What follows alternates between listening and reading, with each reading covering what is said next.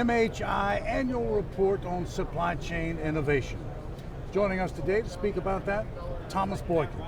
Mr. Boykin is a specialist leader in supply chain operation practice at Deloitte and is the chief editor of the Annual Report on Supply Chain Innovation here at MHI's MODEX trade show. Thomas, it's good to see you once again. Welcome. Thank you, Russell. Talk to us about, just give us an idea, for those who are unfamiliar with this annual report, what exactly is it about? What is it designed to do? We identified 11 technologies that we defined as leading based on their capability to dramatically impact the supply chains of today and of the future. We designed a survey to track the adoption rates that companies have of these technologies. And what we're also interested in is if the companies haven't adopted the technologies yet, when they project they will. So we're tracking the adoption rates over time, and we're also tracking the investments that companies are making in these leading innovations, as well as the barriers to adoption as well. So we've done this for 9 years with MHI, and this year's report was released earlier today. MHI, perhaps I should explain, is that organization that is putting on the MODEX trade show where you and I are speaking. Now, in compiling the information for this annual report, how many entities did you survey, did you speak to, did you gather information from? We survey every year between 1,000 and 1,500 supply chain executives on their level of adoption. This year, that figure was approximately 1,100. Now, is it vertical agnostic? Did you speak with people in a number of industries and a number of different types of companies with different focuses? Yes, we seek a cross-section of industries as well as a cross-section of sizes of companies, and we track that in the demographics portion of our report. Now, who is it, Thomas, that is able to access this report? Must you be a member of some organization, or is it available to anyone? How do you gain access? No, it's available to anyone and everyone. And it's available on MHI's website, mhi.org. And each year, the annual report is published at the conference. And we published this one this morning. All right, so you're releasing it today. And in past, how many persons, estimated that have had access to or have accessed this information? Oh, tens of thousands. Primarily folks who are interested in supply chain. So most of our readers are supply chain professionals. However, anyone interested in supply chain can read this report. And as we know, supply chain has been in the news of late.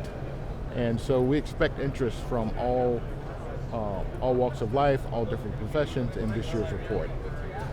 You make an interesting comment because of the pandemic, if there are two words that perhaps we're not really in the lexicon of most people out there, supply chain is certainly there. Now, most everybody seems to have some basic understanding of what the supply chain is and how it is that everything they have gets to them because of that supply chain. So you're saying that whether you are a student or whether you are an actual practitioner involved in supply chain, involved in logistics in some way or another at whatever company where you're employed, you can have access to this information. Absolutely. Or if you're just a consumer interested in the blockage at the port and the reasons for that. Anyone interested in supply chain can have access. Now, give us the raison d'etre for actually putting out this report, because it seems to be comprehensive. It looks at the technology that people are employing, the stuff that they are considering investing in, etc. So your intent in putting out this report is to what? It's to, first of all, educate people on the technologies themselves. There are 11 of them that we're tracking. For example, cloud computing and storage, industrial Internet of Things, robotics and automation, autonomous vehicles and drones, artificial intelligence, blockchain, mobile wearables and mobile technology. So first intent is to educate supply chain professionals and the public about what these technologies are and about their capability to influence or impact supply chains today and in the future. So first objective is to educate on that. Second is to track the level of impact that these could have on supply chains. Third is to track the level of adoption that companies have of these technologies. Third is to track the investment level. And fourth is to understand the barriers to adoption that companies are facing. Now, this is the ninth such report. You're doing this annually. When do you begin to work on the next issue? I mean, for instance, we're speaking to each other at the end of March in 2022. When will you begin to survey individuals and companies for the next report? Well, that process starts now. We get feedback on this year's report. We get suggested topics from readers of this year's report. We also study trends, and we actually begin the actual work on the survey in August.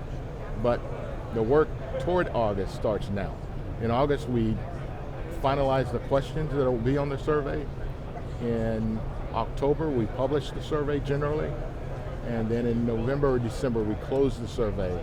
January, we analyze the results. And February, we crystallize those into insights. March, we write the report and publish at the conference, either MODEX or ProMat. Well, not only comprehensive, but great depth to that information that you are making available to people. I know you're busy, but I know you're also glad that this report is now over. Take a short break, catch your breath, and then begin on the next one. Thomas, thank you for finding the time to speak with us about this report. Thank you so much. Thank you.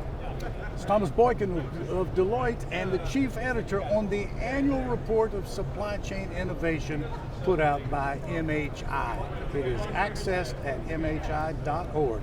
You can have a copy. Thanks for watching.